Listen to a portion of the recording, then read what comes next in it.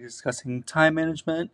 This is a really big thing that's really important to consider or start thinking about earlier on in the semester because we have a lot of things to do as students, especially if you have other jobs, other ways you're involved on campus. Managing your time is very important to making sure that you're healthy and you're successful in everything you're doing, but also to make sure that you're not overwhelming yourself by taking on too many tasks. I'm a victim of that myself. I will say I have overbooked myself many times before, but I have kind of had to teach myself how to manage my time better. A lot of that does come with your, kind of experience within like how you like to study, how you like to spend your time. A lot of that is going to be on you. But these are some tips that I have to share with you just so I can kind of help you start thinking of ways to manage your time better. And this should work like regardless if you're like if an in person or a hybrid student or if you're completely online. These things have helped me, have helped people in the past. And this is stuff that I've learned myself and also I've learned from other resources. So, yeah, I'll just walk you through how some of these things work. So, how are you spending your time? This is like a calendar, kind of. You can see that we have all 24 hours of all 7 days of the week here. Um, it looks like you have a lot of time. There's a bunch of boxes here. It looks like you have plenty of time to spend. I think there's 196 hours in a week. My math might be wrong, but there's a lot of time that you have, but you have to spend it in different ways. This is how I've mapped this out. This is kind of an example of how you might spend your time. So, all of the red is going to be, times that you're sleeping. You should be sleeping 8 hours a night. Um, to be healthy. And then I have, some in class where you're doing classwork. Um, and that yellow, I have eating, so you have to build in meals. And that green, I have studying and doing homework. And the pink, like I said before, and like you've heard probably before, you're supposed to spend about 3 hours outside of class for every credit hour that you have. This is barely even enough. You're supposed to be spending outside of class, but there's still a lot of time here that you're spending doing studying, doing homework, stuff like that. Then you might have a job. So the purple is going to be times you might be working. That's only 16 hours. You might be working more. You might be working less. You have clubs and an involvement. That's 6 hours a week maybe. I put that at night because most times when you have like club meetings, it's going to happen at night. Um, your social time is going to be in the brown, so I have a little bit of social time in there. That's just casual hangout time with your friends, and then free time is going to be um, in the gray and in the white. I could have colored the rest in, but I just forgot about it. Um, this looks like you don't have a lot of free time. It looks like you're doing a lot of stuff. It feels like you don't really have a break outside of your free time. This can be true if your time isn't very structured, if your time isn't very, thought out mindfully about when you actually are going to be doing homework versus when you're going to be eating versus when you're going to be with your friends. And this is not like supposed to be like a hard schedule either. You're not supposed to be, sleeping the same hours every single night. You're not going to be, having social time at the same hours every single day, every single week. This is just kind of an example of how are you spending all of this time? How is this being like actually spent? Um, so there's a lot of things that you may realize, oh, I'm maybe spending too much time, socializing and too much time involved when I should be spending more time in class or doing classwork or studying. Or you might be spending too much time, with like work and you're not spending enough time sleeping. All these things kind of just match in together or tie in together in a way that makes you have to realize how much time you're actually spending for things that you need to do, like, things you need to do within your work, within your classes, and then things for you. So it's like eating and sleeping and stuff like that. So here's some tips for time management. Structure your time with a planner or a calendar. My planner is somewhere on my desk. I can't find it, but I have a planner. Oh, it's right here. I have a planner. It's a tiny little planner, but this is what helps me keep my time balanced throughout the week.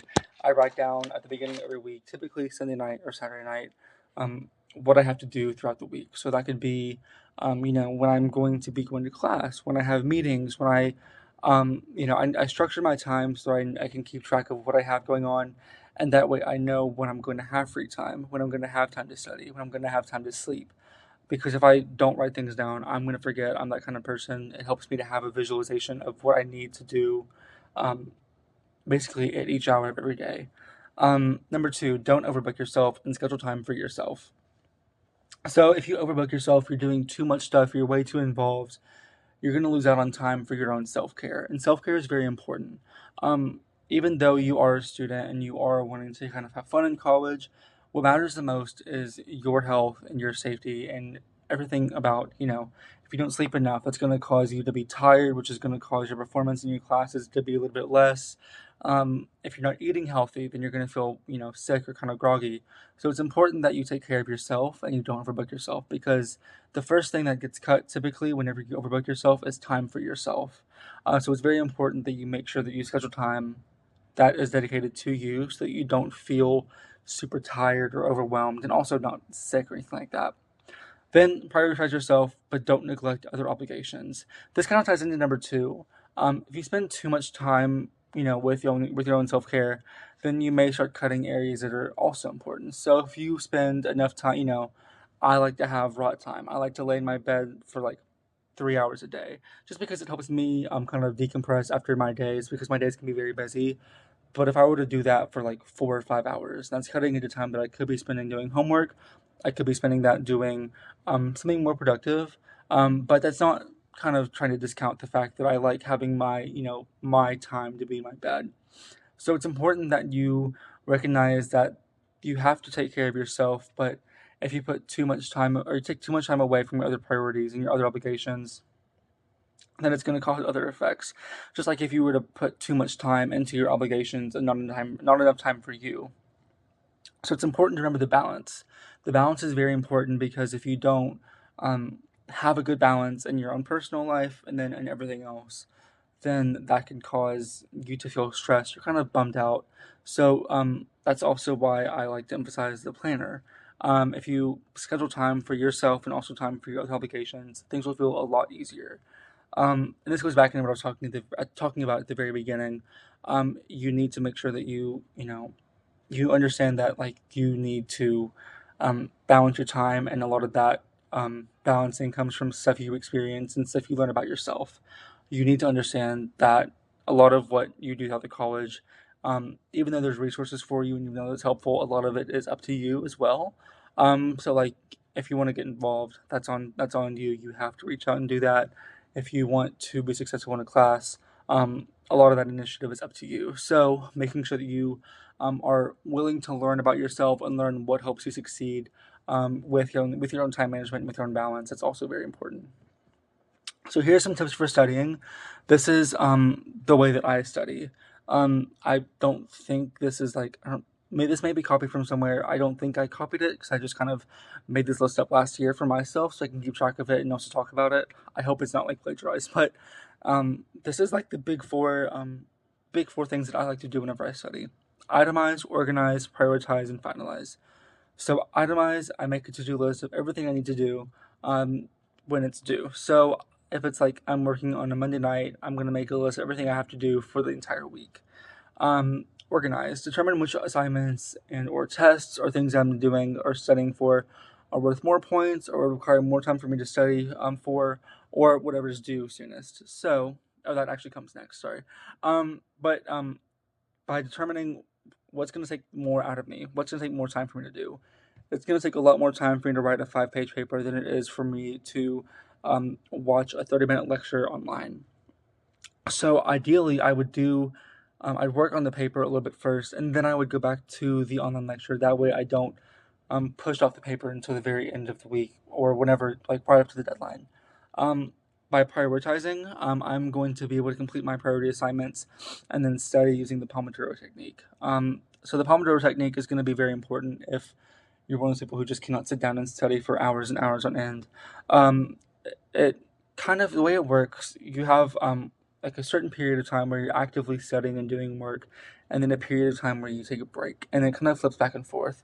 So what I like to do, I like to have 35 minutes of like active work, active studying, and then 15 minutes of a break.